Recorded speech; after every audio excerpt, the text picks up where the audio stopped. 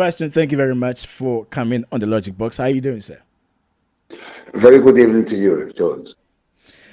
Let's get into it because I was actually baffled as to because we know the history of Ivory Coast. We know what has happened in the past when I speak of 2001, 2010, 2011. And now election is coming next month. From my understanding, the Constitution of Ivory Coast, I think this was drawn up back in 2016. Correct me if I'm wrong. That the president could not seek a third term. If he's done his previous 2 terms, then that's it. But here we are. Watara is seeking re-election. A, is this really against the Constitution, or does the Constitution give him the mandate to carry on? Well, you're absolutely right. Mr. Watara has had his 2 terms allowed by our fundamental law, which is the Constitution. Mr. Watara fiddled with the Constitution in 2016, and after fiddling with the Constitution, he even said that he was not changing the Constitution for him to seek a 3rd term. That's what he said from his mouth. He's had his ministers of justice coming on to tele, claiming that Mr. Watara was not going to seek a 3rd term. On the 6th of August, just a few weeks back, the whole country was baffled to hear Mr. Watara asking for a 3rd term. So it's very deeply worrying time for Cote d'Ivoire. We're hoping that Ghana taking the head of ECOWAS very recently. Our greatest hope is that because Ghana being a very model of democracy in the whole world, in particular in Africa, we're hoping that things will go get in line very soon. Because Watara is not allowed, it's illegal, it's anti-constitutional what he's doing, and we are worried. What about the fact that he's saying prior to the law being implemented back in 2016, that doesn't affect his 2 term that he has already served? Well, this is, I have to find the right word, but no one can explain what he's basing his argumentation on. His arguments cannot stand. First of all, he himself, he said on the 5th of March, I am not seeking a 3rd term. That's what he said. He said that before the Senate, before the Parliament, before the whole nation. He did say, no, I am not going for a 3rd term. And all of a sudden, because his prime minister that he chose to replace him after he's left, after he finishes his 2 terms, the man died. Yeah. Now he's actually coming back to say, oh yeah, I'm allowed. But the law does not allow him. There's no way that the law can allow you and not allow you at the same time. So no one understands it. Not even his own partners. Some of his partners are actually leaving him because they do not understand the man. As a neighbor to Ivory Coast, I'm a Ghanaian myself. Yeah. And, you know, I couldn't fathom why this could still be happening in the 21st century. And of course, you know, given the unfortunate history of 2001, you know, 2010, where a lot of people lost their lives, you know, you would have thought that Ivory Coast would have moved away from that and really showed to the world that they do believe in democracy. So what is the feeling? What is the move among Ivorians? Worries, danger. It's all what is running through our blood today. Why is actually Mr. Ouattara walking back? We do not understand. But what we can understand is had 2 terms, 10 years. During the 10 years, he's committed so many crimes. He's put people behind bars. Even MPs, as I was speaking, MPs are in prison for absolutely no reason. So our feelings that Mr. Watara wants to hang on to power because he's got to hide all these crimes. This is where the actual argument lays. So We're not talking about democracy here. We're talking about a tiny group of people that came to exploit the people of Cote d'Ivoire. And throughout the years, they've gathered so much money, they've gathered so much wealth that they do not want to leave it because they are worried themselves about after the power. This is where the problem is. And Ouattara, he sold himself, or he presented himself as someone from the international community work for the International Monetary Fund. And the whole world believed it. But when you go back to the Ivory Coast today, only a very tiny minority, very, very tiny minority are on his own side. When you look at the RHDP, which is his party at the beginning, he had the President Bédier with him. He had Mr. Touakose with him. He has Mr. Soro with him. He has Amontango with him. All these people have left. Only him left on his boat. So what does that say to you? That Watara is not trustworthy.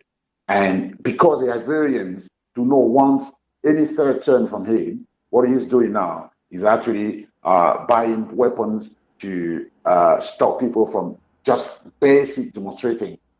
People today cannot protest in the Ivory Coast. And this is one of the reasons why last weekend London was on fire, because the Ivorians were on the street.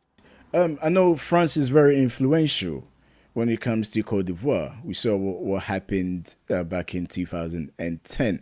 What has France, and to a larger extent, President Macron said about all this? Baffling what Macron is doing. But we believe, when you go to the forest, the strongest animals in the forest, once they catch their target, very rarely you will see that animal releasing the target because he is hungry. When you take France, no countries, no former French colony today in Africa is developed because the French will not let go. So we do not expect anything from Macron. What we expect is the people of Cote d'Ivoire to raise up, to stand up to the level, because this is the people we need to decide as what we want from ourselves, because France will not let the Ivory Coast go. If France loses the Ivory Coast, then they will lose all the 14 French countries on the continent. So we don't expect anything from him. However, when Watara said on the 5th of March that he was not seeking a third term, Macron was the first person to congratulate him, to say this is one of the greatest days of Africa. He raised so many hopes for people.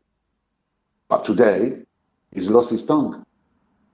And last week, Ouattara was in Paris, and nothing, absolutely no official statement was made.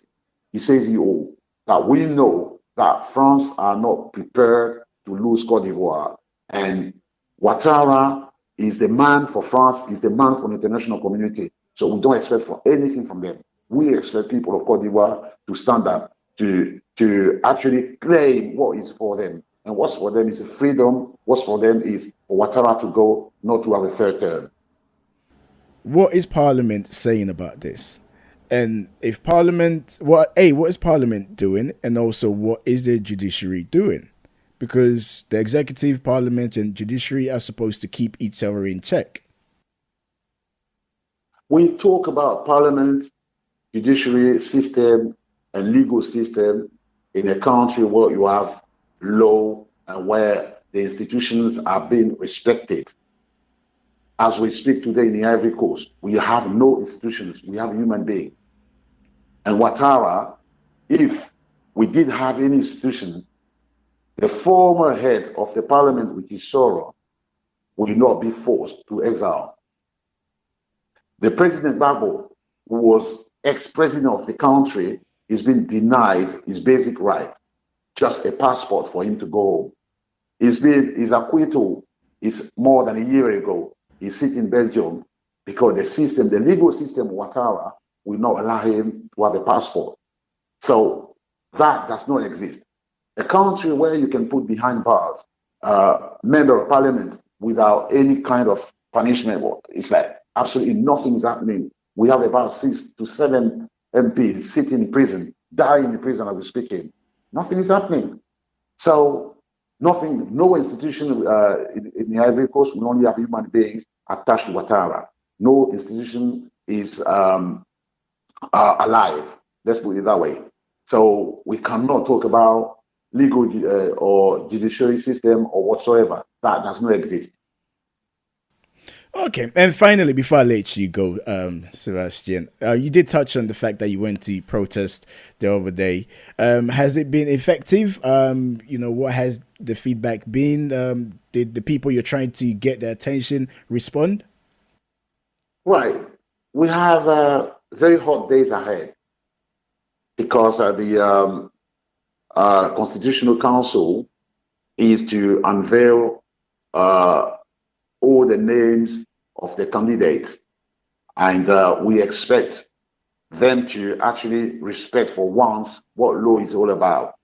So hopefully by the 14th or 15th of September, sometime next week, when they unveil all the names of the official candidates, we expect the Ivory Coast to get back on the right track. If not, then what we started here on Saturday last week will all invade Cote d'Ivoire because people are not prepared. And the international community is hearing us. The United States of America have warned Watara to stop exactly what he's doing. The UNO have sent a letter to him to say that Watara should let Gbagbo and Soro get back to their country because that's where they belong to. So yes, we have been heard, and we're hoping that it will spread. The word will spread, and we expect the ECOWAS today to actually step in and speak to Watara to avoid another war to the Ivory Coast. Because if not, that's what we're facing. It's worrying time for us. Cebastien, it's been great having you on the Logic Box. I'm sure we'll talk again. Thank you very much for taking time out to Thanks a talk to lot. us. Thank you. Thank Cheers. you.